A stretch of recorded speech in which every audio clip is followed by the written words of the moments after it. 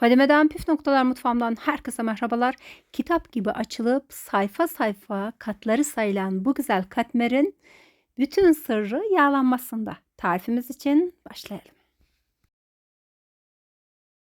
Yoğurma kabıma bir tatlı kaşığı instant mayayı alarak 2 su bardağı ılık suyun bir miktarını mayanın üzerine ilave ediyorum.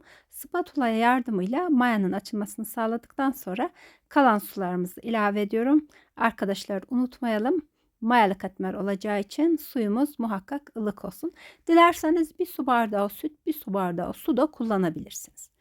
Tarifimiz için toplamda 5 su bardağı un kullanacağız.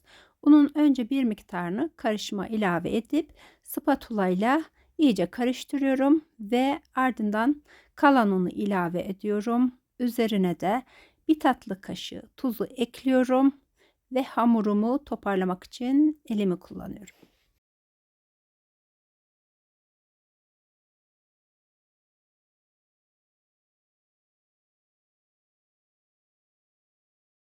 Gördüğünüz üzere yumuşak bir hamur elde ettim.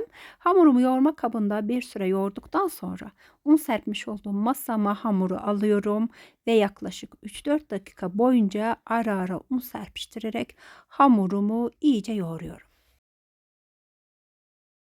Katmer hamurlarında hamurun özleşmesi için bu yoğurma işlemi oldukça önemli. 3-4 dakika kadar masanın üzerinde toparladım. Şimdi kesici yardımıyla 6 eşit parçaya ayırıyorum arkadaşlar.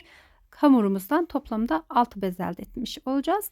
Kesilen parçaları birbirine denk getirerek de bezeleri eşitleyebilirsiniz arkadaşlar.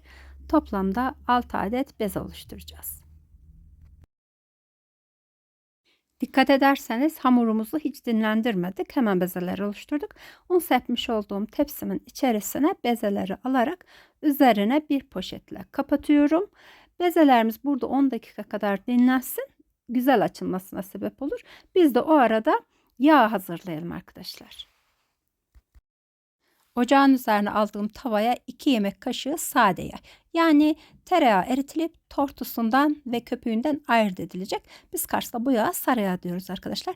2 yemek kaşığı sade yağ, 1 çay bardağı sıvı yağ. Yağımız eridikten sonra içerisine 4 yemek kaşığı un ilave ediyoruz.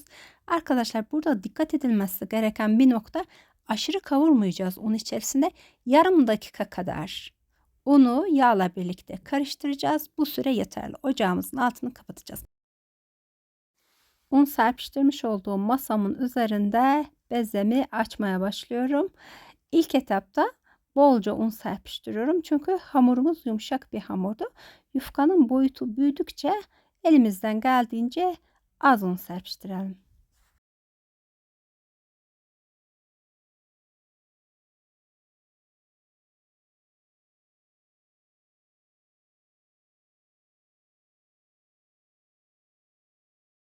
Yağımız soğuduğu için böyle kıvamı da boza kıvamında oldu. Yağımızdan 2 kaşık kadar yufkanın üzerine yayıp sonra da fırça yardımıyla her tarafına yayıyorum ve şekilde görüldüğü üzere katlıyorum.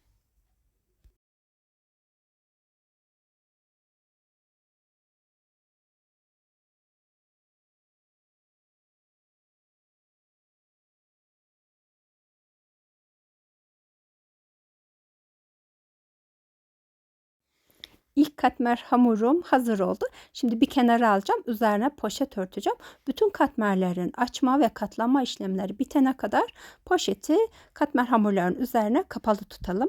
Arkadaşlar sizden küçük bir ricam olacak. Kanalımın büyüyüp bir yerlere gelmesi tamamıyla sizlerin elinizde. Bugüne kadar bana destek olan herkese çok çok teşekkür ediyorum. Videomu eğer buraya kadar seyrettiyseniz beğenmeyi unutmayınız lütfen. Halen kanalıma abone değilseniz kanalıma abone olabilirsiniz. Sizlerin desteğiyle bizler bir yerlere gelebiliyoruz arkadaşlar. Desteklerinizi bizden esirgemeyin lütfen.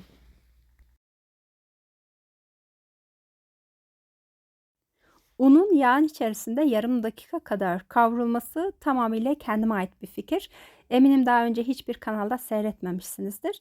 Umarım sizler de denersiniz. O kadar lezzetli oluyor ki katmerleriniz. Hem kat kat oluyor hem de gerçekten çok lezzetli oluyor. Şu unlu yağlı karışım katmerinize güzel mi güzel bir lezzet katıyor.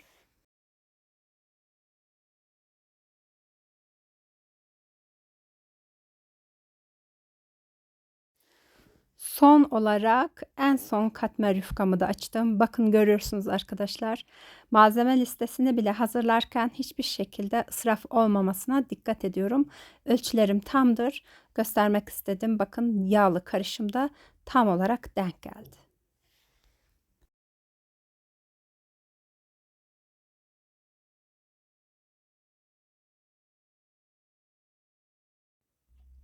Evet, son katmer hamurumu da katlıyorum.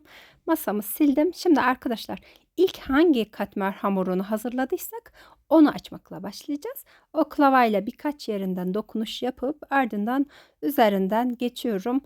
Katmerleri aşırı da inceltmeyelim arkadaşlar. Hele ki unlu yağlı karışımlı olduğu için bir tık kalın olsun istedim. Sizler de bu şekilde yaparsanız daha güzel sonuçlar elde edeceksiniz.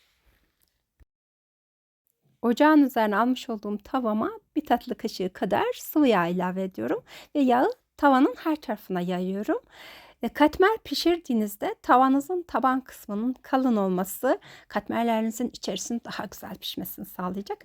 Elinizde en kalın tavanlı tava hangisi ise onu kullanırsınız. Sizler de katmerinizin boyutunu ona göre ayarlarsınız. Katmeri pişirdikçe de her tarafını tekrardan fırçayla sıvı yağ sürdüm. Biliyorsunuz ki katmer yağlı olursa daha güzel olur.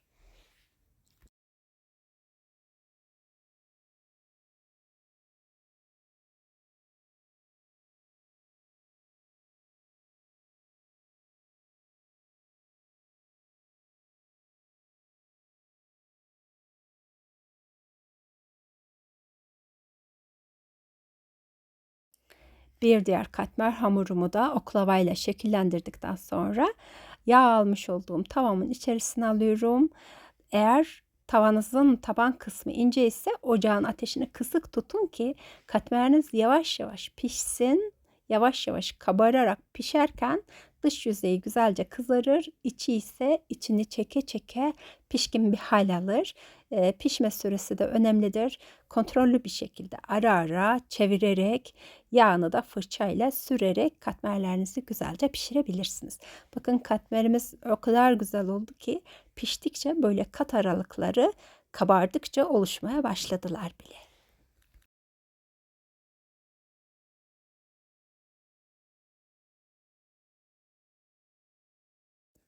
Dilerseniz malzeme listesini 2 katına çıkartıp daha fazla katmerler hazırlayabilirsiniz. Buzdolabında muhafaza ederek gerektiğinde çıkarıp tavada ısıtarak tüketebilirsiniz.